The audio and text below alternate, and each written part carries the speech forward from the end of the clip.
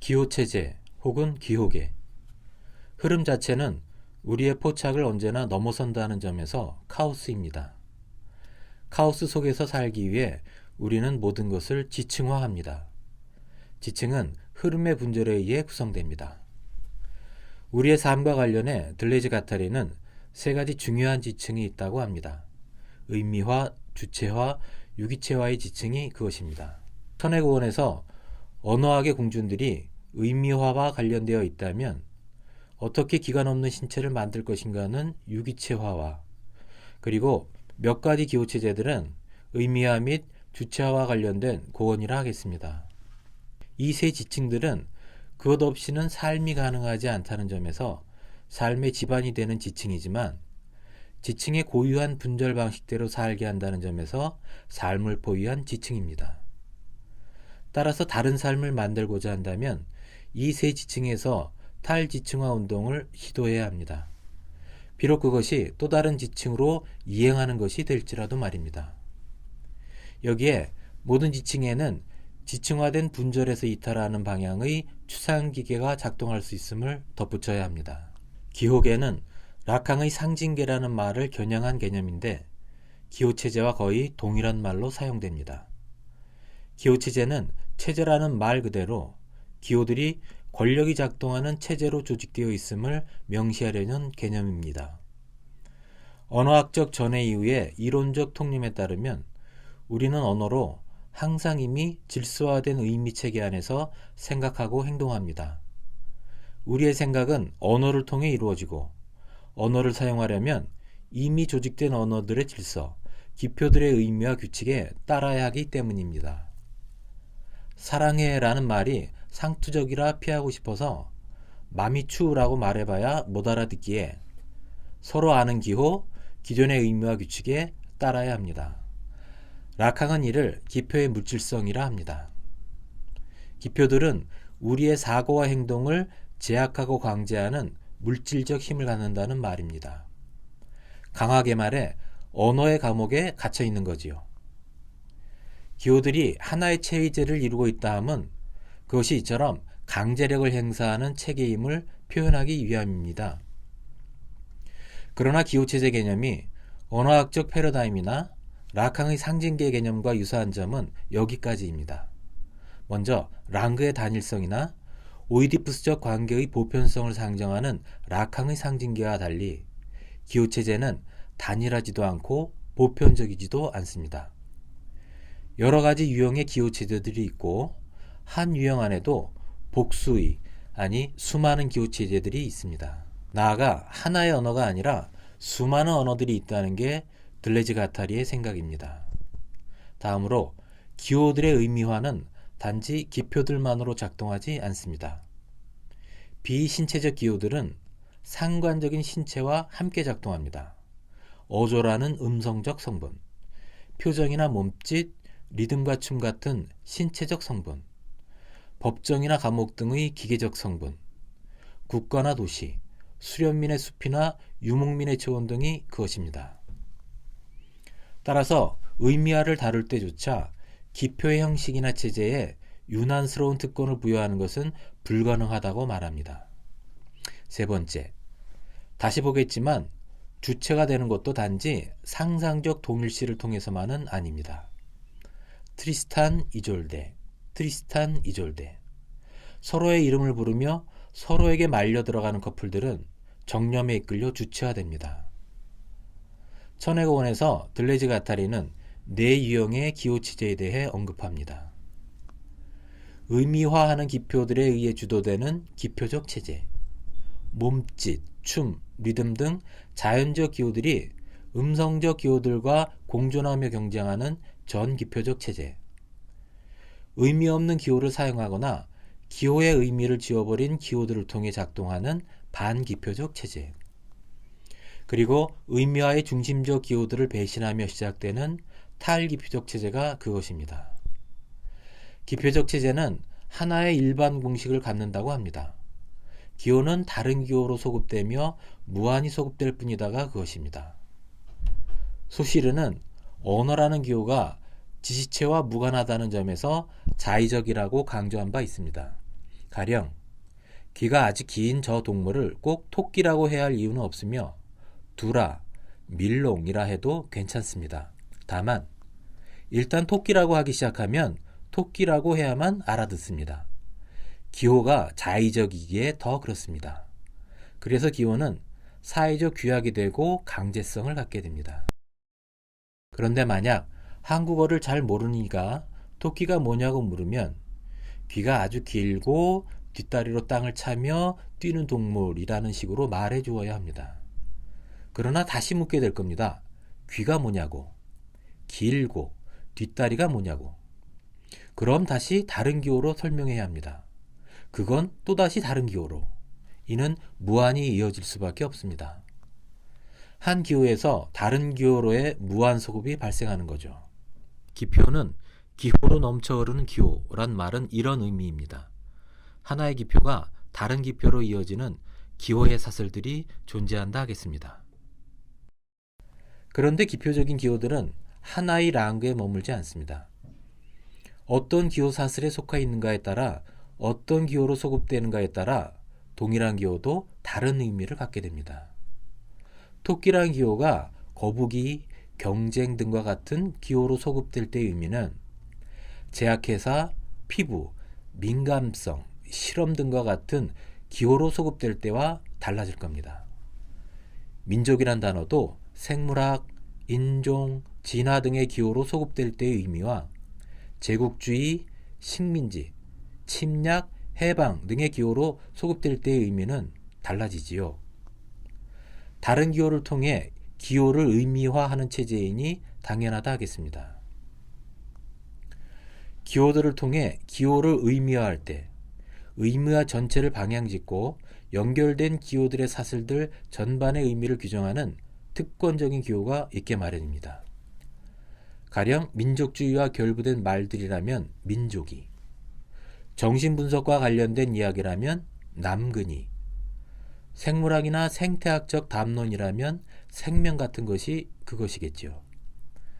관련된 다른 기호들은 모두 이 기호에 탯줄을 대고 있으며 그 기호들의 의미는 이 기호로 수렴됩니다. 달라 보이지만 실은 유사한 기호의 사슬들이 이 기호를 중심으로 동심원을 그리고 있습니다. 들레즈 가타리는 이처럼 의미화의 중심에 있는 이 특권적 기호를 대문자 기표, 지고한 기표라 하는데 전제군주의 얼굴 혹은 신의 얼굴과 상응한다고 합니다. 한 기호가 다른 기호로 소급된다고 했지만 그러한 소급은 결국 전제군주의 기표로 언제나 귀착되기 마련입니다. 가령 정신분석에서 이런저런 증상들은 트라우마를 거쳐 아버지, 어머니, 오이디푸스로 결국은 남근으로 소급됩니다. 혹은 어머니를 거쳐 결여, 그 결여를 메우는 욕망의 기표인 남근으로 귀착됩니다. 라캉처럼 큰 타자를 말하고 타자의 욕망을 말해도 결국은 동일한 지점으로 귀착됩니다. 역으로 큰 타자든 결여든 오이디푸스든 무얼 말해도 그 기호의 의미는 결국 하나이고 모두 남근의 등가물입니다. 민족을 중심에 두고 있는 기호들의 원언도 그렇습니다. 민족이든 역사든 침략이든 사명이든 억압이든 해방이든 모든 기호는 민족이란 말의 등가물입니다. 이런 의미에서 기표적 기호체제는 모든 기호가 오직 하나의 기호로 귀착된다는 점에서 편집증적이고 전제군주적 기호체제라고 합니다. 물론 상황에 따라 새로운 기호를 추가하거나 다른 기호들의 사슬로 바꾸기도 하고 새로운 의미를 부여하는 일이 일어나기도 합니다. 하지만 이는 대개 중심에 자리 잡은 특권적 기표를 새로운 기호로 해석해주는 일에 불과합니다. 이런 해석의 사제들은 전제군주 기표의 관리들이지요. 아주 달라 보이는 기호들이 사실상 하나의 기호의 대체물이라는 점에서 이 체제는 속임수의 체제입니다. 계속 추가되는 해석이란 속임수의 체제 안에서 의미화의 동심원들을 추가하는 것에 불과합니다. 그 자체로는 의미 없는 이 기호들이 겹겹의 사슬을 이루며 의미화를 작동하게 하는 실체는 전제군주의 얼굴입니다. 얼굴에 의해 기표들은 의미화됩니다. 반면 이러한 의미화에서 벗어나는 자는 전제군주의 얼굴을 외면하는 자입니다. 기표적 체제는 이런 자들에게 사형수 내지 속죄양이라는 부정적 가치를 부여합니다. 얼굴을 돌린 자를 얼굴이 지워진 자로 만드는 겁니다. 전기표적 체제의 기호들은 몸짓이나 리듬, 감탄사나 비명소리, 그림 문자 등 자연적 코드에 따른 것이기에 대개는 별다른 설명 없이 알아들을 수 있습니다. 다른 기표들로 소급되며 의미화되는 기표적 체제와 대비됩니다. 보고 들으면 즉각적으로 알아들을 가능성이 크지만 이 역시 문화적으로 구성된 것이기에 그저 자연적인 것만은 아닙니다. 또 웃음이나 눈물, 손을 치켜드는 것은 의미가 명확해 보이지만 실은 상황이나 성격에 따라 적잖이 다른 의미를 갖습니다. 또 분노를 표현하는 몸짓은 사람마다 다를 수 있지요. 일부 야만인들의 시기는 상징적 의미를 갖는 행위이니 전기표적 기호라 하겠는데 그 기호의 의미는 부족에 따라 크게 다릅니다. 그래서 전기표적 기호는 다의성과 이질성을 갖습니다. 이는 기표에 의한 권력의 장악을 피하기 위한 것이기도 합니다. 달라 보이는 기호도 사실은 하나인 기표적 체제와 달리 비슷해 보이는 것도 다를 수 있다는 점에서 말입니다. 반기표적 기호 체제에서 가장 흔히 사용하는 것은 번호적 기호입니다. 이때 번호는 수지만 순서와 단위원을 갖는 계산 가능한 수가 아닙니다. 흔히 명목수라고 하는 것과 가깝습니다. 축구선수의 등번호 또는 8사단 6대대 같은 군대의 번호가 그런 경우지요. 군대의 이러한 기호는 10호대, 100호대, 1000호대 등으로 조직하여 이름을 붙이는 유목민의 번호적 조직을 국가장치가 영유한 것입니다. 이 번호적 기호는 계산되는 수는 아니지만 전혀 그런 것만도 아닙니다. 10호대 10개면 100호대 하나가 되고 8개 중대, 2개 사단 등처럼 수를 세고 크기도 비교할 수 있으니까요. 단위원을 갖기에 정확하게 비교되고 계산되는 수가 세어지는 수라면 이러한 수는 세는 수라고 할 수 있습니다. 세는 수가 전쟁기계의 번호적 조직과 상응한다면 세어지는 수는 국가장치의 조세기술에서 기원합니다. 서령문자 등으로 남아있는 초기의 문자들이 조세와 관련된 문서라는 게 이를 시사합니다. 세는 수의 숫자는 자의적 기호라는 점에서 기표지만 다른 기표로 소급되지 않거나 그러길 거부하는 기표라는 점에서 반기표입니다. 이를 잘 보여주는 것은 암호입니다. 암호는 의미화를 의도적으로 중단시키기 위해 만들어진 기호지요. 암호를 코드화하고 탈코드화하는데 중요한 건 역시 숫자입니다. 더하고 빼는 게 무의미한 숫자들이지요. 탈기표적 체제는 기표적 체제에서 벗어나는 사건이 발생하는 지점에서 작동합니다. 해석의 사제들이 만들어내는 의미화의 동심원 사이를 오가길 중단하고 그 중심에 있는 전제군주의 얼굴로부터 얼굴을 돌리는 겁니다. 탈주선을 그리며 기표적 체제 밖으로 나아가는 겁니다. 이런 이탈은 추방과 방황으로 이어지지만 탈주자는 새로운 의미를 제공하는 기표들을 붙잡게 마련입니다. 주체화가 발생합니다. 탈기표적 체제가 주체화라는 절차를 통해 정의된다 함은 이런 의미에서입니다. 여기서 들레즈 가타리는 알티세리의 호명이라는 개념을 끌어들이지만 중요한 차이가 있음을 유의해야 합니다. 알티세르는 모세는 자신을 부르는 신의 호명에 답함으로써 히브리인의 해방자라는 주체가 되지만 이는 동시에 신이라는 큰 주체의 신민이 되는 것을 뜻한다고 합니다. 주체화와 예속의 동시성을 강조하는 이러한 개념에는 상징계가 할당한 자리를 자기 자리라고 상상적으로 동일시하는 라캉의 주체 개념이 함축되어 있습니다. 주체화가 탈주와 포섭의 반복적 궤적을 그린다고 할 때 들레즈 가타리도 이런 양의성을 받아들인다 하겠습니다. 그러나 라캉이나 알티스에르의 주체화 절차에는 탈주선이 없습니다. 큰 주체 내지 큰 타자가 할당하는 자리를 받아들이는 것일 뿐이니 거기서 주체화란 일종의 오인 내지 속임수라 하겠습니다. 반면 들레지 가타리의 주체화는 의미화하는 체제를 이탈하는 탈주선에서 시작합니다. 그렇기에 주체화는 단지 오인이나 속임수만은 아닙니다. 오히려 속임수와 대비되는 배신에서 시작합니다.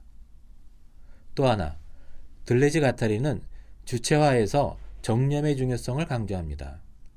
배신이나 탈주의 1차적인 이유는 정념입니다. 가령 자기 주군의 왕비가 될 사람을 모시러 갔던 트리스탄이 주군을 배신하고 이졸데와의 사랑에 빠져들어가는 것은 정념 때문입니다. 처음 보는 이를 사랑하게 한다는 묘약이 등장하지만 사실 모든 미친 사랑이란 처음 보는 이에게 매혹되어 휘말려 들어가는 정념으로 시작하니 묘약이란 그 정념의 표현인 셈이지요. 이렇게 정념적 탈주로 시작된 주체화는 다시 다른 주체의 부름에 대답하며 예속적 주체화의 길로 넘어갑니다. 사랑의 주체란 사랑의 노예를 뜻하잖아요. 모세도 그렇습니다. 자신이 이집트인이 아님을 알게 된 모세는 히브리적 정념으로 인해 이집트인을 죽이고 파라오를 등지게 됩니다. 그가 신의 호명에 답하게 된 것은 이처럼 정념에 이끌려 사고를 치고 왕을 배신하고 도망치던 와중에 일어난 일이지요. 이런 이유에서 들레지 가타리는 기표적 체제가 수많은 기표나 해석으로 그 중심에 있는 전제군주를 가리는 속임수의 체제라면 탈기표적 체제는 전제군주에게서 얼굴을 돌리며 시작하는 배신의 체제라고 대비합니다. 주체란 배신자란 말이죠. 그러나 이 배신은 자신을 부르는 다른 주체와 공명하며 인해 주체가 됩니다. 누군가의 부름에 예속되는 거지요. 그렇기에 기표적 체제가 흰 벽에 의미화하는 목소리의 주파수를 새기는 방식으로 작동한다면 탈기표적 체제는 주파수 간 공명을 야기하는 방식으로 작동합니다. 객관적 주파수와 주관적 공명이 두 가지 기호체제에 대응하는 두 가지 잉여성이라 함은 이런 뜻입니다. 이러한 주관적 공명의 최대치는 생각하는 나는 존재하는 나라는 등식을 통해 포개지는 코기토적 이중체입니다. 트리스탄과 이졸데는 장애물과 주저함이 있지만 서로를 부르며 서로 끌려 들어가는 커플의 이중체입니다. 부르고 답하는 호명의 주체화는 서로를 향해 끌려 들어가는 상이한 강도의 공명을 통해 진행됩니다. 이러한 공명의 최대치는 다른 모든 것을 등지고 오직 서로를 향해 끌려 들어가는 공명입니다. 커플의 검은 구멍이 생겨나는 거죠. 이는 예속화의 극단을 이루기에 탈주하지 않은 것만 못한 게 되기 쉽습니다. 뇌 유형의 기호체제에 대해 말했지만 현실의 기호체제는 이 상이한 기호체제가 뒤섞여 작용하는 혼성적 체제입니다. 그리고 하나의 기호체제는 그와 대응되는 다른 기호체제로 변환되기도 합니다.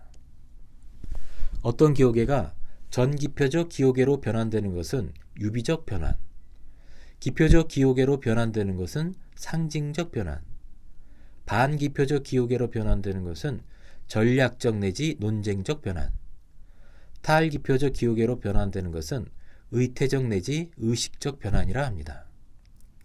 한 지층에서 다른 지층으로 이행하는 것인데 이와 달리 탈지층화하는 변환도 있습니다.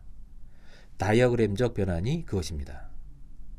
더 이상 형식화하지 않는 비형식적 기호 입자를 추출하기 위해 기호체제나 표현 형식을 포착하는 것입니다.